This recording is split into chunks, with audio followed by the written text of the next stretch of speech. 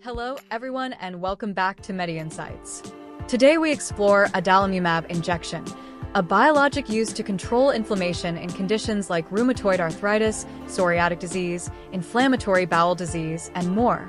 I will explain what it treats, how it works, common risks, and key safety tips to help you stay informed. Starting with use of Adalimumab Injection. Adalimumab is prescribed for a range of immune-mediated conditions including rheumatoid arthritis, psoriatic arthritis, ankylosing spondylitis, moderate to severe plaque psoriasis, Crohn's disease, ulcerative colitis, hidradenitis suppurativa, and certain types of uveitis and juvenile idiopathic arthritis. It is used when disease activity is moderate to severe or when other therapies have not been sufficient. Next, dosage of Adalimumab Injection. Typical adult maintenance dosing for many indications is 40 mg given subcutaneously every other week, with the option to give 40 mg every week for patients who need higher control. For some conditions, an induction schedule is used. For example, plaque psoriasis or pediatric uveitis often start with 80 mg, then 40 mg at a later interval.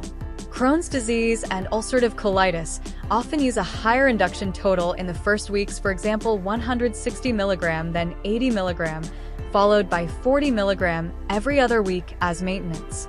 Always follow the exact schedule prescribed by your specialist, and use the pre-filled pen or syringe as instructed. Next, mechanism of action of Adalimumab Injection. Adalimumab is a fully human monoclonal antibody that binds with high affinity to tumor necrosis factor alpha, or TNF-alpha. By neutralizing TNF-alpha, it blocks a key driver of inflammation, lowers cytokine signaling, and reduces immune cell recruitment into tissues. This mechanism helps reduce swelling, pain, tissue damage, and the progression of autoimmune disease activity. Next, side effects of Adalimumab Injection. Common side effects include injection site reactions, upper respiratory infections, headache, and rash. More serious risks include serious infections such as tuberculosis and opportunistic fungal infections, reactivation of hepatitis B, blood count abnormalities, worsening heart failure, and a small increased risk of certain malignancies. Neurologic events and allergic reactions have been reported rarely. If you develop fever, persistent cough, new wounds, or unexplained weight loss, contact your doctor promptly. Next, important advices for using Adalimumab Injection. You must be screened for active or latent tuberculosis before starting therapy, and your doctor will usually check for hepatitis B. Avoid live vaccines while on therapy, and discuss vaccinations before starting.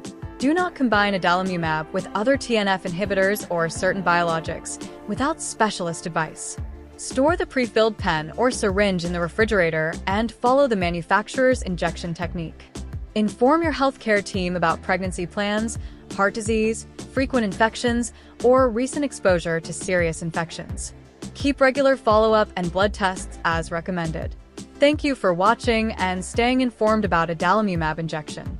If you found this helpful, please subscribe to MediInsights and leave a question or comment below.